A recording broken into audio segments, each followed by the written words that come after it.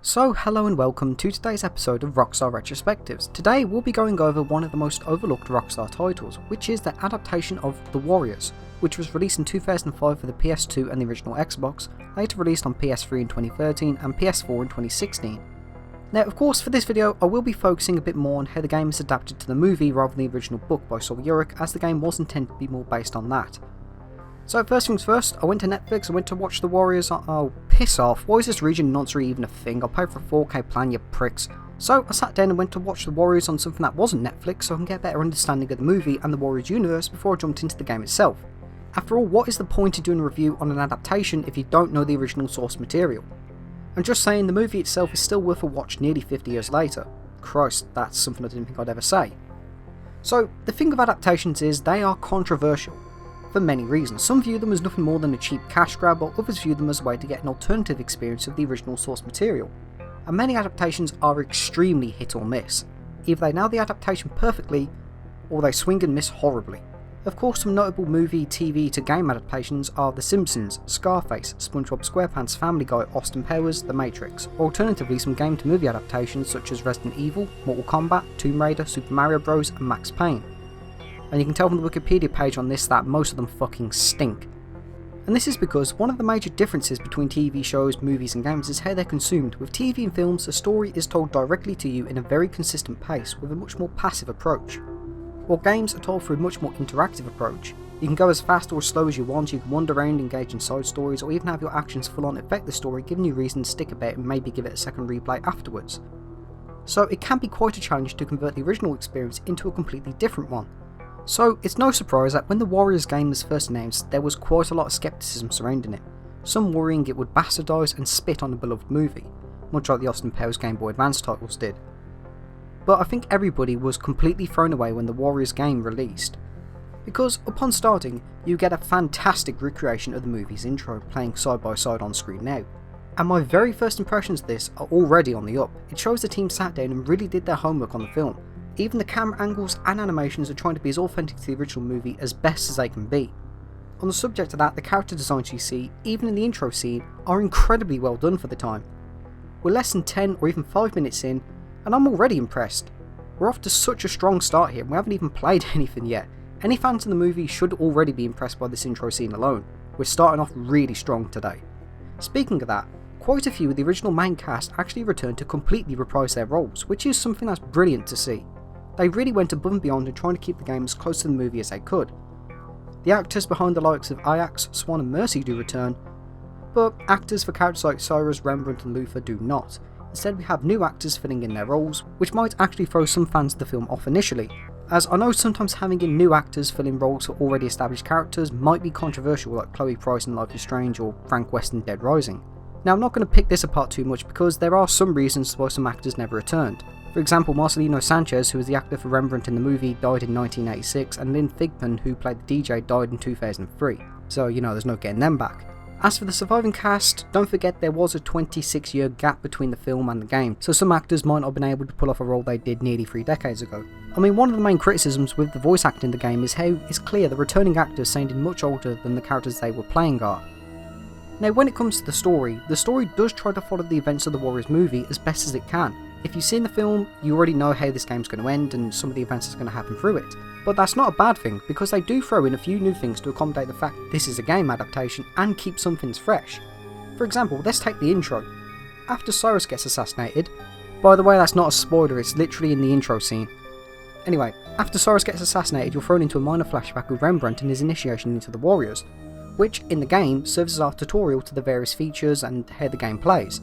While in the movie, after Cyrus gets assassinated, no such thing happens and everybody runs off when the police turn up.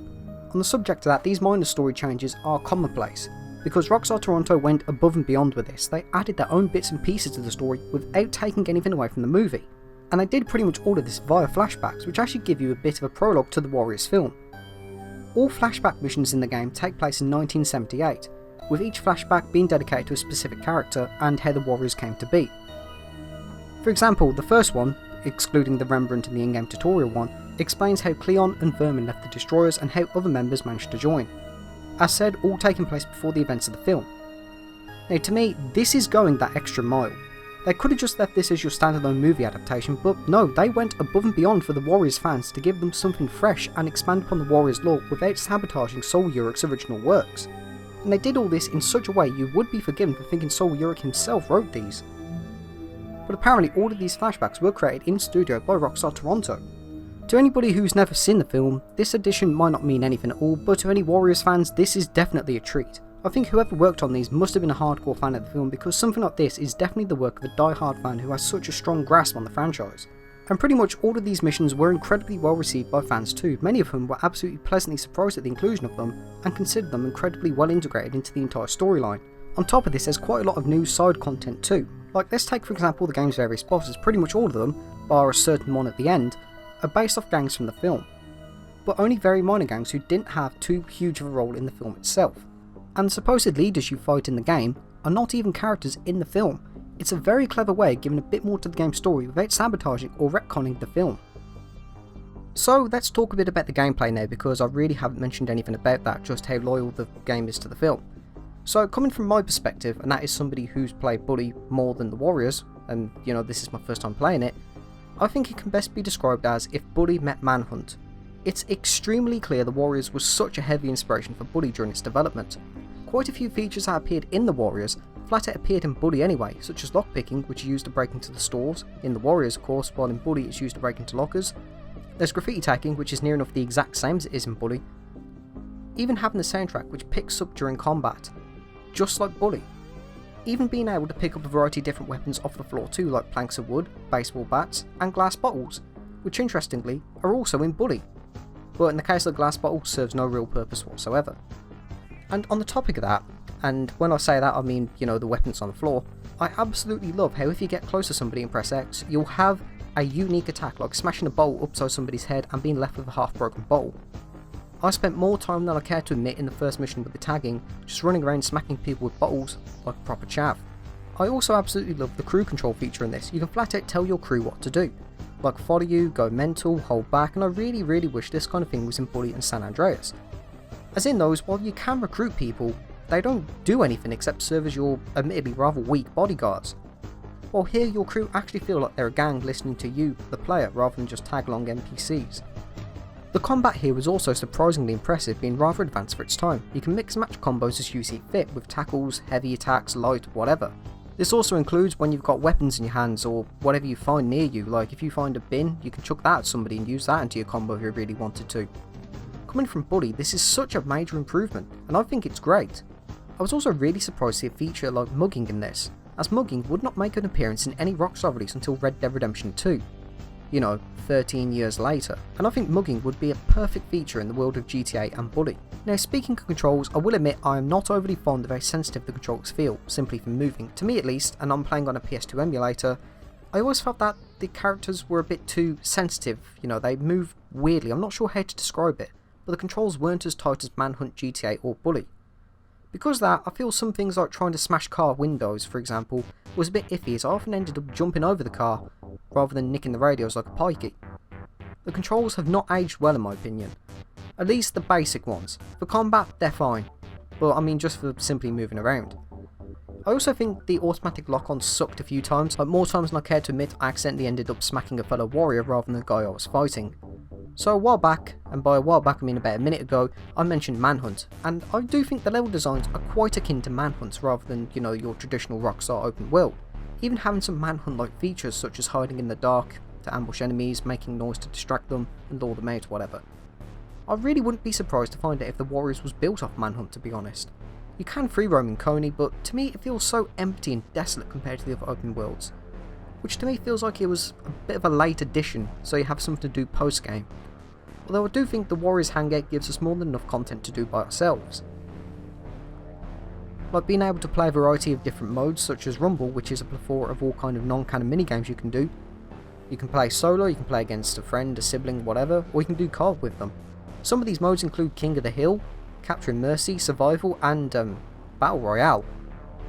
Does that mean we're finally going to get that Warriors and Fortnite crossover? I also learned that The Warriors was actually the first Rockstar title to let us fully replay missions, not GTA The Ballad of Gay Tony. Although it does raise a question of why they never bothered to add this into base GTA 4, but I'll save that for the GTA 4 review. Speaking of that as well, some of the things you can do in the Warriors Clubhouse, like push-ups, I don't know, they just felt a bit weird. Like, the ranks were really easy to do, not really challenging whatsoever.